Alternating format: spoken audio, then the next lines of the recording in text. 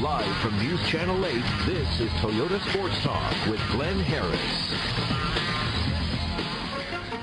So the New Year's resolutions are going well. You're exercising, getting back in shape, and ready for the next level. Tonight on Sports Talk, we're going to meet a local fitness pro who has literally climbed to the top of the world in pursuing his fitness goals and can help you do the same.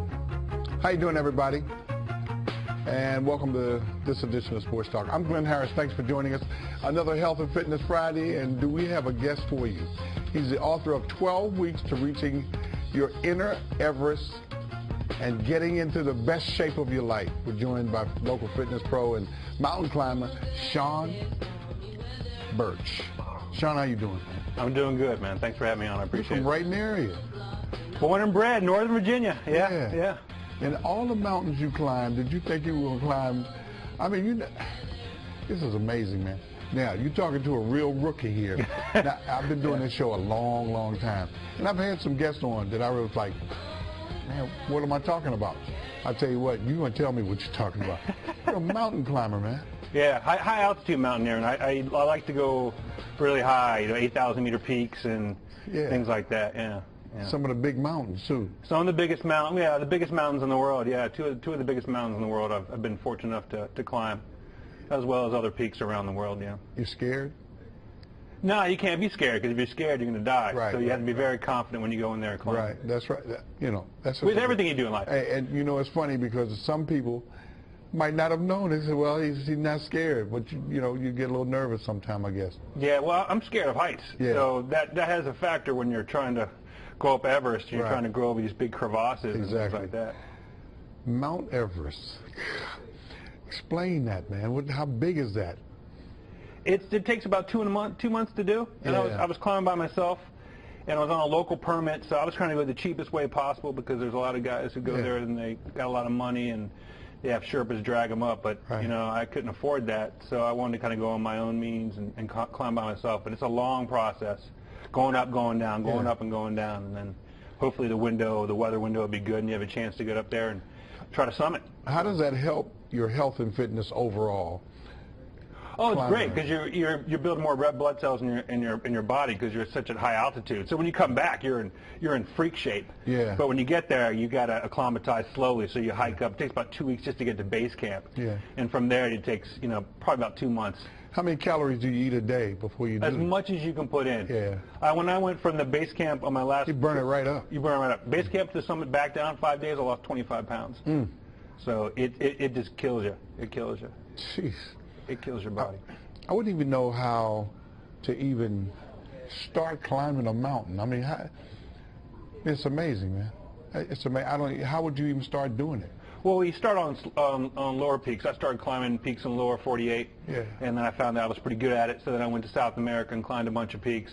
And then I climbed another 8,000-meter peak in Tibet, and I climbed that with just one other guy. And then I was like, all right, I think I'm ready to climb Everest by myself. And then I went to Everest. And then once I did that, that's when everything else started coming along. The book came along. And going to North Pole and then breaking all these other world records. So it kind of just built upon itself. But Everest was the main focus that I really wanted to do, was climb that mountain. Any injuries?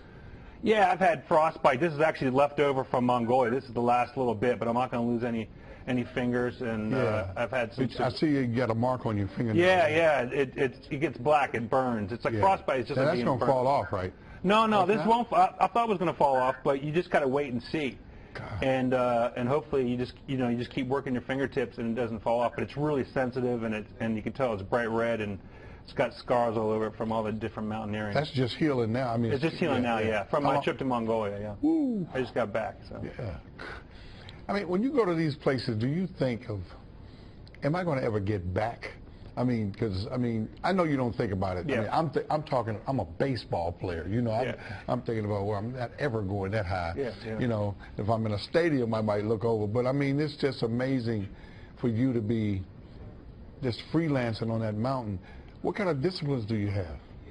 Well, you got to have extreme discipline. You have to have extreme confidence. There can be no doubt. Once you start the expedition, it has to be complete and utter confidence, because if you have any doubts, you're really putting your life in your hands. And most of the peaks that I do now, I do it solo. I always do it by myself. Yeah. I find that to be more safe than climbing with a partner. Yeah, yeah. Because if you and me were climbing, I'd have to worry about you, that's and then you'd have to worry about me. And I prefer to do it by myself. Right.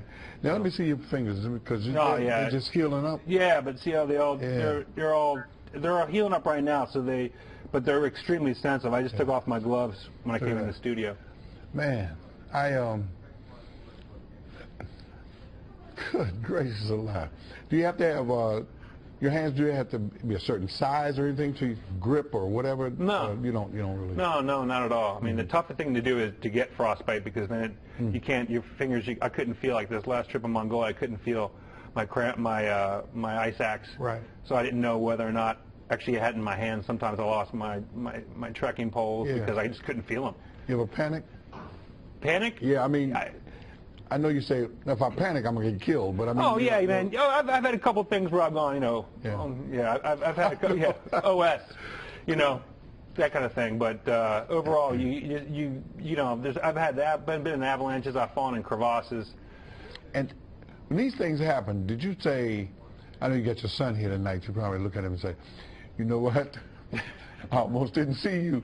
Did you think with an avalanche or something, that's it for me, I'm not going to make it back? You always have that in the back of your mind. Every time I leave, you have the will, you have the last goodbyes, that hopefully you'll be back, but that's always something that's in the back of your mind. I might not come back, and everyone who I know knows that that's always a factor with what I do. Because I might not come back, but once I get on the expedition, I'm a totally different person. Right. I'm centered and I'm all in there. Yeah. But my son helps me get back. Right. Yeah. Wills me back. That's it. We'll open up for fitness calls. Sean Burch is here with us. 703-387-1020. He's a mountain climber, man. Sports Talk Friday continues in a moment. I'll be right back.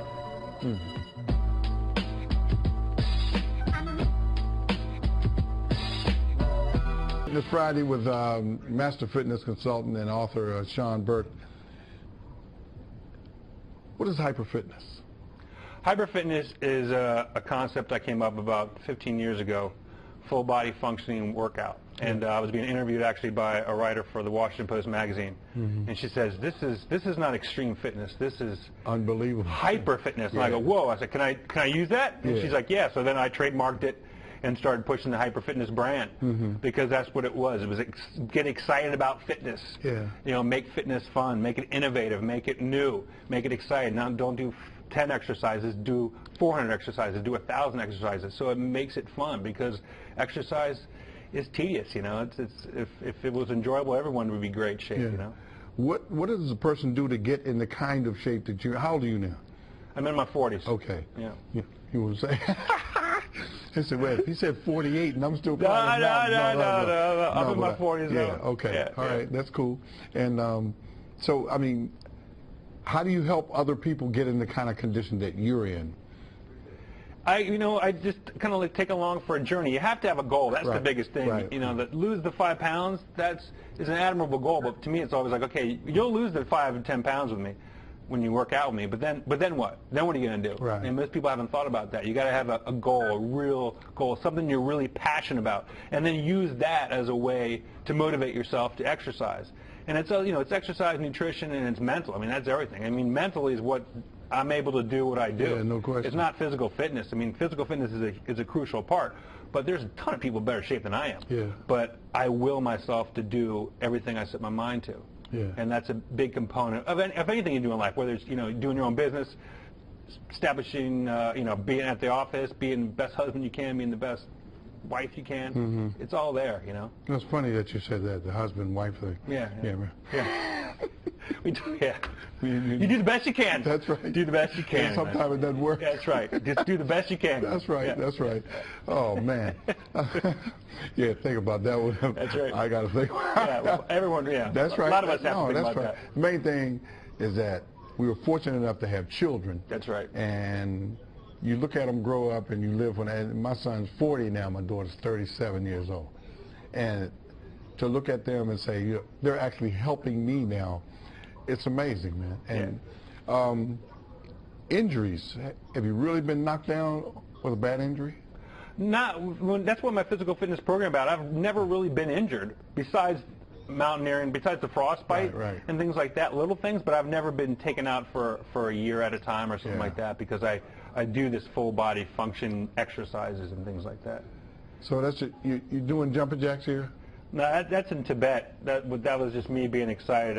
I think I did 63 peaks, unclimbed peaks in 23 days. So that was just me loving where I was. If you had a basketball, you make him dunk it right there. That's pretty I good. used to be able to dunk, not anymore though. Yeah. So what are you eating in the 20-some days that you're on the mountain or? Anything. Oh, you always eat local. I always go with local guides and things like that. So I always eat local. Anything you can get your hands on. Like this latest one in Mongolia, I had a lot of yak meat. I had a lot of horse meat because that's what they had there. Yeah, right. And that's, a lot of potatoes. Horse tastes good? Yeah, horse tastes great. It is so good. It's one of my favorite things now. Besides venison, it's really healthy too. I'm going to tell you what, I've had venison and I've had snake too. I've had snake. That's pretty good. It is good. I'm telling you, man, I've been a lot of places. You have. I never doubted that. You've been around. That's right. Lillian, you're on the air. Go ahead. Lillian hung up. She hung up. So maybe she fell off a mountain. I don't know. Right, Lillian, try to get back up and come back and call us back. Can we eat horse here? I've never seen it in a restaurant. No. So I don't know if you can. Yeah. But that's pretty good, huh? It is real good. I mean, I got like the yak herders killed it that afternoon, and then I had it that night. Yeah. So it was fresh. It was fresh.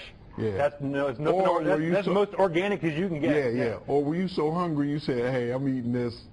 No, I knew it'd be good. Okay. Yeah, I've been all over. I've been fortunate enough to be all over the world. So in China, I've eaten things. I've eaten scorpion. I've eaten spiders. I've eaten crickets. I've eaten anything you can pretty much imagine. I've pretty much tasted. I'm thinking about when you eat something strange in your life. It's not strange to those people, but when you eat it strange, it tastes better because I've eaten some things too that really taste pretty good, and I didn't know I was going to like it, but I ate it anyway because it actually looked good on the plate, so I ate it, what I mean, because a lot of people, they look at stuff and I'm not eating that because they heard something, but until you eat it, you don't know. You don't know, yeah. So my thing is to try everything. Yeah. It's the only way you're really going to learn about. Everybody else eating it, they still living. Yeah, especially the different cultures. That's right. That's the best way to do it, man. That's why I always go local, because they know the best. That's right. Yeah. Lines are open for your fitness calls. For Sean at 703-387-1020. Give us a call. Or if you're learning something, hey, we'll go with it. Don't go away. Sports Talk Friday continues in just a moment. We'll be right back. A Fitness Friday with a master fitness consultant and author Sean Burch. And Ben, go ahead. You're on the air. Hey, Glenn. How you doing, man? Pretty good, man. My question to you, that horse meat, I have another question also, but that horse meat, how does it taste? What do it remind you of?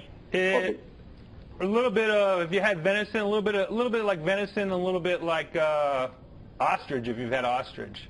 No, I never had it. It's a gamey meat, so it's something you haven't really tasted before. But it's good. If you like red meat, if you're a man or a woman who likes meat, you'd like it. Yeah, and it's lean, so it's healthy as can be. Ben, you had deer meat before? No, I have. I've never had deer meat. Oh, that's good. and Glenn, I'm a country boy. I'm from South Carolina, but I've never had deer meat. Turkey. Yeah, turkey. Okay, right. Yeah, it's like the dark meat of turkey, kind of like that. Okay. Okay. Now, my second question for you: this sport that you went into, is it? Do it take a long time to really get into doing this? Do you have to start at an early age? In the mountaineering, are you talking? Yes. Yeah. Yes.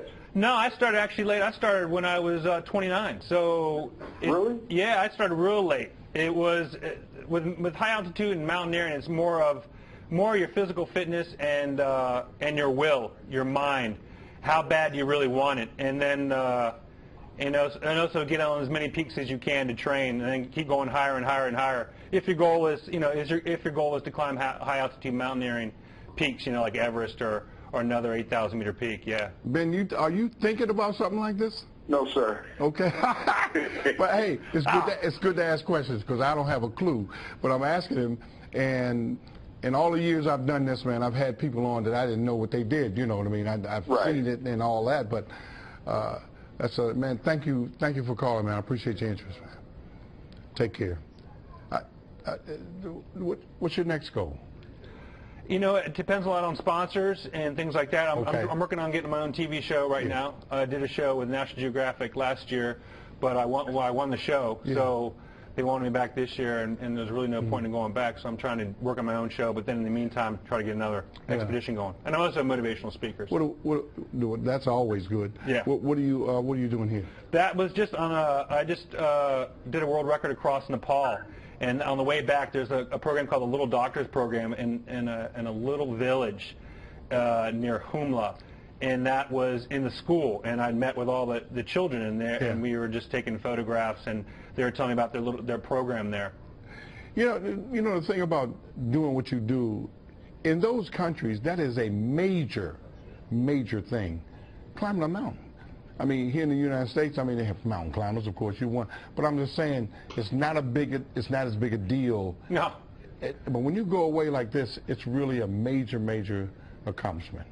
Yeah, I mean, when I used to go over there, I mean, they all think you're crazy. I mean, when I was in Mongolia, they didn't even want me to climb. They're like, why are you even climbing? Right. So the goals that I have set are much different from, they're about much different things than Western climbers are. Yeah. It must make you feel good to do something like that, though. What, to break a world record? I mean, no, to go to another country and do something differently than in the United States. Yeah, absolutely. Yeah, absolutely. That's what keeps driving me towards my next expedition is learning. I learn so much from each expedition I do. So. Some final thoughts from Sean. Just a moment. First, let's take a look back in our Sports Talk archives. On this date in 2010, the Hoyas, the Georgetown Hoyas, improved to 15-3 on the season that they ran past Rutgers, 88-63 at Verizon Center. The Hoyas finished 23-11 that season and were a number 3 seed in the NCAA tournament. Master fitness consultant and author Sean Burch had his son with him. Hey, buddy. Hello. Yeah, they can't hear you, so you can't talk. Yeah, you can hear him? Okay, they said they can hear him. So what do you think about your pop, man, going up on mountains and stuff? Yeah, what do you think? Scary sometimes. Yeah. But I tell him I'm coming back. He knows I'm coming back. That's right. There he is. See, look at that. Yeah. Do you want to do it? No.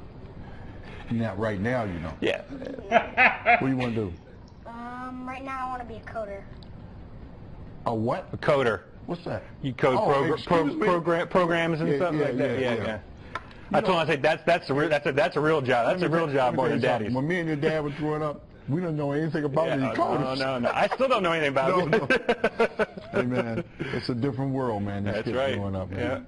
Yeah, it is. And what's the name of your book? Again. Hyper Fitness. Okay. 12 weeks to reaching your inner Everest and getting in the best shape of your life. Yeah. I need to get one of those from you. I should have brought you a copy. I apologize. I didn't. Oh man, that's all right. You know, you've been all over the world, so you. Yeah. Absolute pleasure, Glenn. Take care, man. Yeah. Hey, take care, okay? Okay. All right, buddy. And your website? Is SeanBurch.com, SeanBurch.com, Okay. SeanBurch.com. All right, it's real easy. If you want to do it, you got to do it. That's going to do it for this edition of Sports Talk. Thanks for joining us for Sean and his son and our entire crew. I'm Glenn Harris. Please go in friendship because that's what it's all about. I'll see you all next week. Take care.